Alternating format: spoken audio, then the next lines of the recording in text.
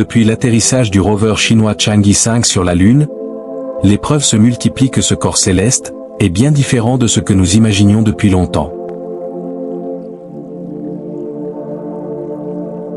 En son sein, la Lune semble receler des trésors dont nous ignorions l'existence. Les découvertes bouleversantes du rover pourraient changer notre monde à jamais.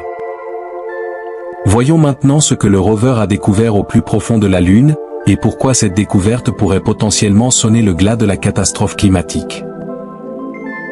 Restez à l'écoute, car nous sommes sur le point de changer à jamais votre perspective sur la Lune. Qu'a découvert Chang'e 5 sur la Lune? La mission Chang'e 5 s'est posée sur la Lune le 1er décembre 2020, après un voyage spatial de 23 jours. La sonde double avait été lancée depuis le site de lancement de Wenchang, dans la province chinoise de Hainan. C'est également sur ce site que les sondes précédentes, Chang'e 3, de nombreux satellites, ainsi que les composants et les vols de ravitaillement de la station spatiale chinoise, ont été lancés.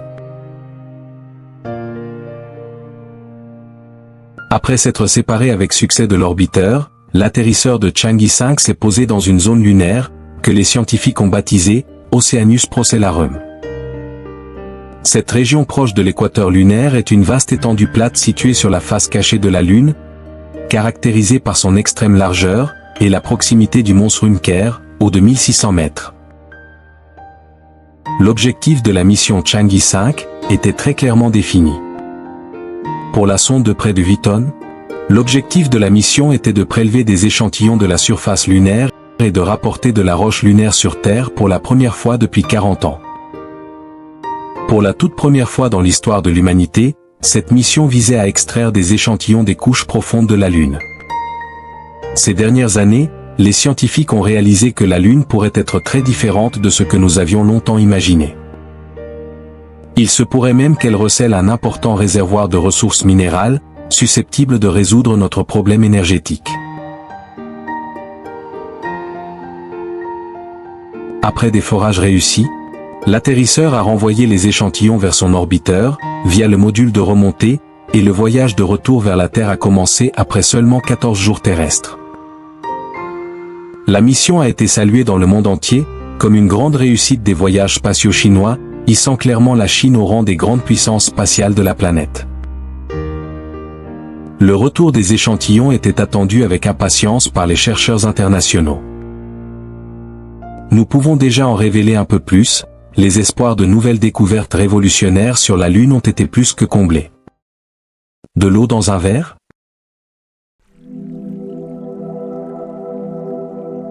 Le 17 décembre 2020, la capsule de retour est entrée dans l'atmosphère terrestre et a atterri avec succès dans les étendues peuplées de Mongolie. Dès que les échantillons ont été récupérés, les experts se sont mis au travail. On attendait avec impatience de voir si les forages confirmeraient les théories existantes sur la création de la Lune ou si l'intérieur de la Lune révélerait une vérité totalement différente. Les scientifiques pensent qu'une planète de la taille de Mars est entrée en collision avec la Terre il y a plus de 4 milliards d'années, donnant naissance à la Lune. Lors de la collision, une partie de la Terre s'est détachée et a été recouverte de roches en fusion. Jusqu'à présent, on pensait que les températures étaient si élevées que toute l'eau s'était évaporée à jamais. La Lune était considérée comme un corps céleste desséché qui rétrécissait lentement, autrement dit, s'asséchait. Ces derniers mois et ces dernières années, des télescopes et des sondes ont découvert d'importants dépôts de glace d'eau dans des cratères proches des pôles lunaires. Le discours a changé et tout le monde a commencé à se demander d'où venait la glace sur la Lune, et pourquoi elle n'avait jamais été remarquée en plus de 50 ans d'exploration lunaire intensive. La NASA prévoit d'envoyer des astronautes près des pôles dans le cadre de la mission Artemis, au cours des 10 prochaines années. Une fois sur place, les astronautes devront déterminer si les dépôts d'eau de la Lune peuvent être exploités. Dans une future station lunaire permanente, l'eau pourrait alimenter les humains, faire pousser des plantes et produire du carburant. Or, la découverte de Chang'e 5 pourrait complètement bouleverser toutes ces plantes, car ce rover a découvert l'impossible, sur ce petit corps céleste discret, de grandes quantités d'eau, et on en trouve partout sur la Lune. Des chercheurs de l'Académie chinoise des sciences ont découvert des échantillons de forage. Ils ont découvert une densité inhabituellement élevée de minuscules particules de verre. Ces minuscules cristaux se sont probablement formés lors de l'impact de météorites sur la Lune. Le passage de la comète aurait également pu apporter de l'eau sur la Lune, aujourd'hui gelée au pôle. Un examen plus approfondi des billes de verre d'impact a révélé un autre secret qui a laissé les chercheurs sans voix. Car à l'intérieur des billes, ils ont trouvé de l'eau. Chaque particule ne contient qu'une infime quantité d'eau, mais il y avait une grande quantité de particules. Les dépôts d'eau sur la Lune sont énormes. Imaginez, de grandes quantités d'eau sur la Lune? Cela nous paraissait également inhabituel, mais l'étude chinoise ne laisse planer aucun doute. Dans chaque cristal, il y a 2000 parts d'eau, pour 1 million de parts. Comme vous pouvez le constater, c'est vraiment minuscule, et les perles ne mesurent même pas 1 millimètre.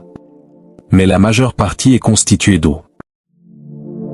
Préparez-vous, car lorsque la concentration est convertie à la Lune entière, il y a 2000 kg d'eau dans chaque tonne de sol lunaire. Dans les conditions terrestres, et à l'état liquide, cela équivaut à environ 2000 litres, ce qui est considérable. Il est fort probable que ces particules de verre soient réparties uniformément sur toute la Lune. Après tout, la Lune entière a été bombardée par des comètes, des astéroïdes et des météorites pendant des milliards d'années. Cela implique que la Lune pourrait être abondante en eau, de l'équateur au pôle. Les futures missions lunaires habitées n'auraient donc pas nécessairement besoin d'atterrir au pôle pour ensuite tenter laborieusement d'exploiter la glace d'eau qui s'y trouve. L'eau de ces perles peut être facilement isolée par chauffage, fournissant ainsi aux colons lunaires de l'eau douce partout sur le corps céleste. Lors de recherches ultérieures, des chercheurs chinois ont même pu démontrer que l'eau contenue dans les cristaux lunaires était autrefois produite par le Soleil. La théorie suggère que des atomes d'hydrogène, chargés positivement, provenant du vent solaire ont pénétré dans les billes de verre, et se sont mélangés à l'oxygène qu'elles contenaient. Des études sur les différents types d'atomes d'hydrogène présents dans les échantillons ont montré que ces billes de verre peuvent également libérer une partie de leur charge d'hydrogène à haute température, lorsqu'elles sont chauffées par le rayonnement solaire. La quantité totale d'eau contenue dans les billes de verre d'impact est estimée à environ 298,7 milliards de tonnes courtes.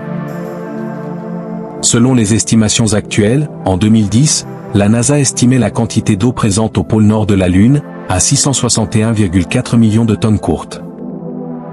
Comparé aux hypothèses précédentes selon lesquelles la Lune était complètement sèche, ce chiffre est véritablement énorme.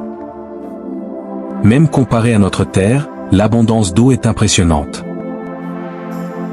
Notre planète bleue, faite d'eau et de roches, contiendrait environ 1,47 quintillion de tonnes courtes d'eau. Vous vous demandez probablement si la glace lunaire pourrait un jour fondre ou si la Lune pourrait se transformer en un paysage peuplé de rivières, de lacs ou d'océans entiers, grâce à une modification chimique ou mécanique des billes de verre solubles. Bien sûr, nous nous sommes également posé la question, et avons étudié la question. Bien que de telles idées soient fantastiques, il sera malheureusement difficile de laisser couler de l'eau à la surface de la Lune. La Lune n'a pratiquement pas d'atmosphère. Des températures extrêmes et une pression atmosphérique très basse. L'eau ne peut se liquéfier que sous certaines conditions, qui ne sont tout simplement pas réunies sur la Lune. Comme la Lune n'a pas une densité particulièrement élevée, et possède un champ magnétique très faible, on ne s'attend pas non plus à des changements sur cette planète à l'avenir. En revanche, la situation est tout autre sur Mars, où l'eau liquide coulait autrefois. Des traces d'érosion l'ont confirmé à plusieurs reprises.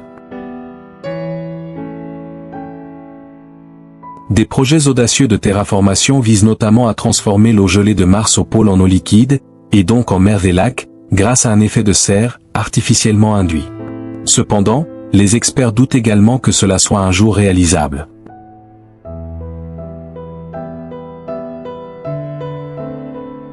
Revenons à la Lune et aux fascinantes découvertes des astronautes chinois. Les billes de verre ont révélé bien plus que de l'eau. La dernière découverte passionnante? pourrait bientôt déclencher une véritable ruée vers la Lune. Nos problèmes énergétiques pourraient-ils être résolus grâce à cela? Les échantillons collectés par la sonde spatiale chinoise sont uniques. Prélevés dans les couches profondes, ils sont environ 1 milliard d'années plus vieux que tous les échantillons collectés à la surface par les astronautes, lors du programme américain Apollo. Ces billes de verre se sont probablement formées principalement au cours des 2 derniers milliards d'années, suite à des impacts massifs de météorites, d'astéroïdes et de comètes. Pour générer les températures nécessaires, il est nécessaire d'obtenir des dimensions d'impact, comparables à celles de l'astéroïde qui a anéanti les dinosaures sur Terre il y a environ 68 millions d'années. Corps céleste relativement petit, la Lune a été exposée à d'importantes influences cosmiques tout au long de son développement, et il est étonnant qu'elle ait si bien résisté à ces bombardements. Les chercheurs pensent que cela est dû, entre autres, à sa faible densité et à l'épaisse couche de poussière qui l'entoure. La vie tumultueuse de la Lune. Cela aurait pu produire toute une série de particularités, dont nous pourrions grandement bénéficier à l'avenir. Chang'e 5 a découvert un autre cristal dans la roche lunaire, et cela pourrait être significatif, car ce cristal lunaire est composé d'une substance jusqu'alors totalement inconnue. Les chercheurs ont été stupéfaits, lorsqu'ils ont découvert que cette structure possède un composant crucial pour la fusion nucléaire. Pour ceux qui ne connaissent pas bien l'énergie nucléaire, il convient de souligner ici que le problème énergétique de la Terre serait résolu dès que la fusion nucléaire serait possible. Jusqu'à présent, nous avons utilisé le principe de la fission nucléaire pour satisfaire notre énorme besoin énergétique. Cependant, les déchets radioactifs qui en résultent sont devenus un problème majeur. Lors de la fusion nucléaire, des noyaux atomiques légers fusionnent en noyaux plus lourds. Cela libère une quantité d'énergie, bien plus importante que la fission nucléaire, et les résidus sont exempts de radiation. Depuis des décennies, des physiciens du monde entier travaillent sur cette technologie, mais sans succès jusqu'à présent, car la pression, et donc l'apport d'énergie nécessaire à la fusion des noyaux, dépasse le gain d'énergie. Le problème serait résolu instantanément si nous pouvions trouver un minéral, ou un atome doté d'une capacité intrinsèque accrue à la fusion. Et c'est exactement ce qui vient de se produire. Le minéral de phosphate isolé a été baptisé Chang'e Zai, en l'honneur de la mission et de la déesse chinoise de la Lune, Chang'e. De futures recherches menées à l'Institut de recherche de géologie de l'uranium de Pékin montreront si l'isotope d'hélium-3, capable de fusionner, sera utilisable sur Terre. Alors, pourrait-on bientôt voir l'exploitation minière commencer sur la Lune, des sondes spatiales acheminer quotidiennement des roches vers la Terre, et notre planète pourrait-elle enfin souffler un peu? On ne le sait pas encore. La mission Chang'e. L'ISS prévoit de collecter de nouveaux échantillons de la face cachée de la Lune à partir de 2024 et de les ramener sur Terre. Ces développements sont actuellement suivis de près, et la NASA en a bien sûr également pris note. Les experts ont calculé que l'ensemble des États-Unis pourrait être alimenté en électricité pendant un an avec environ 27,6 tonnes courtes d'hélium-3. Cela correspond aisément au volume de chargement d'une navette spatiale. La valeur économique de l'hélium-3 lunaire est estimée à 3 milliards de dollars par tonne courte. En réalité, cette découverte pourrait déclencher une ruée vers l'or et attirer de nombreux pays et entreprises vers la Lune. Certaines grandes entreprises énergétiques ont déjà manifesté leur intérêt auprès de la NASA pour investir dans de futures missions spatiales. Cela pourrait donner un coup de pouce significatif au programme Artemis de la NASA. C'est ici que prend fin la vidéo. Nous voulons connaître votre avis sur la Lune comme ressource pour la Terre. Pensez-vous que ce n'est qu'une question de temps? Ou peut-être est-ce le destin qui fait que les solutions à nos problèmes énergétiques se trouvent sur la Lune? Ou pensez-vous que les énergies renouvelables ou les énergies libres, comme Tesla souhaitait les utiliser, constitueraient de meilleures alternatives?